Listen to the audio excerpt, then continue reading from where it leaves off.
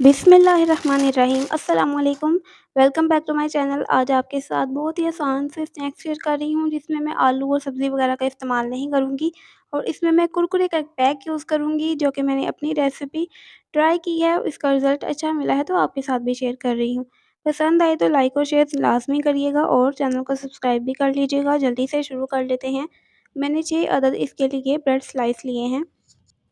बहुत आसान और जल्दी बन जाने वाले स्नैक्स हैं, कम टाइम में भी आप बना सकते हैं और कम बजट के साथ भी। सबसे पहले हम 2 स्लाइस यूज़ करेंगे। यहाँ पे मेरे पास आधा कप चिली गार्लिक केचअप है और इसके अंदर मैं 1 टीस्पून भर के नहीं, सिर्फ लेवल करके हॉट सॉस या चिली सॉस जो आप यूज़ करते हैं वो इसमें शामिल कर दें और इसको अच्छे से मिक्स कर लेंगे। ये स्पाइसी सा हो जाएगा और इसको हम ब्रेड के एक स्लाइस के ऊपर अप्लाई कर देंगे।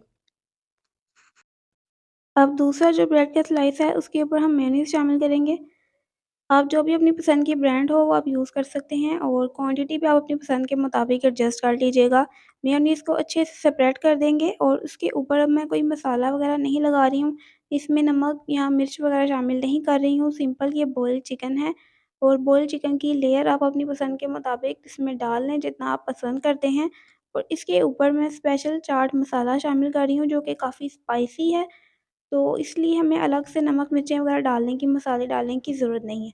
हैवी सा चाट मसाला आप उसके ऊपर अच्छे से छिड़क दें, ज़्यादा क्वांटिटी में। और अब इसके ऊपर ये स्पाइसी सा जो हमने केचअप स्लाइस पे लगाया था, इसको इसके ऊपर रख के कवर कर देंगे। और ये हमारा एक बैच रेडी हो गया है, इसको जेंटली प्रेस करें, ये चिपक जाएगा क्योंकि मैंने इसमें अच्छी क्वांटिटी में दोनों चीज़ें यूज़ की हैं, मेयोनीज़ और केचअप। अब हम दरमियान से इसके 3 स्लाइस कर लेंगे, तो इस तरीके से ये ब्रेड स्टिक्स बन जाएँगी, जो कि लुक में भी अच्छी आती हैं। इसमें आपकी क्वांटिटी भी ज़्यादा हो जाती है और खाने में भी ये बहुत अच्छा-सा लगता है, तो प्रेज़ेंटेशन में भी अच्छा लगता है। इस तरीके से तमाम मैंने तैयार कर ली हैं, तकरीबन 6 स्लाइस यूज़ किए थे टोटल। और अब टाइम आता है कुरकुरे रेडी करने का। तो ये कुरकुरे का आप देख सकते हैं 60 रुपीज़ वाला एक पैक है, तो इसमें हम ब्रेड क्रम्स का यूज़ नहीं करेंगे।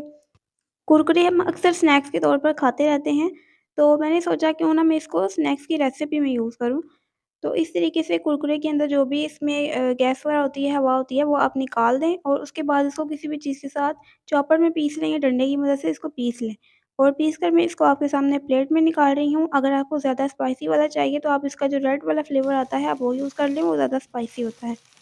तो इस तरीके से ये पाउडर सा बन जाएगा, हमें ब्रेड क्रम्स यूज़ करने की ज़रूरत नहीं पड़ेगी, हम इसको यूज़ करेंगे। और उसके साथ हमें अंडे भी चाहिए होंगे और अंडों को भी हम बहुत ज़्यादा मसाले डालकर स्पाइसी बनाएँगे।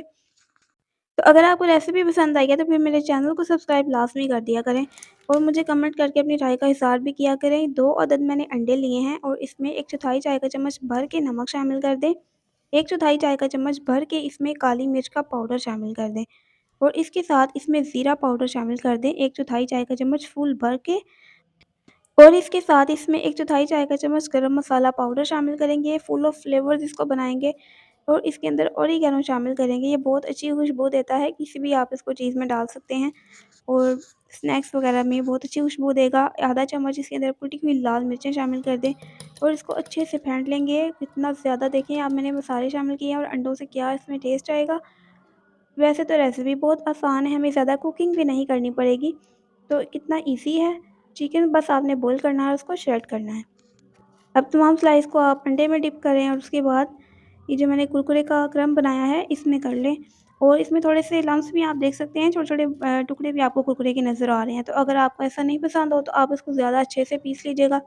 लेकिन इस तरीके से बहुत अच्छा ज़ायका आता है, बहुत अच्छा क्रंच आता है। इसको सिर्फ़ हमने गोल्डन करना है और आप देख सकते हैं कितने अच्छे तरीके से ये फ्लोट कर रहे हैं। गोल्डन कलर आने पर हम इनको निकाल लेंगे। इनको रमज़ान में इफ्तार में ज़रूर बनाइएगा, इसमें बहुत बरकत भी है। मुझे कमेंट्स में ज़रूर बताइएगा आपको कैसा लगा। नेक्स्ट रेसिपी तक के लिए अल्लाह हाफ़िज़।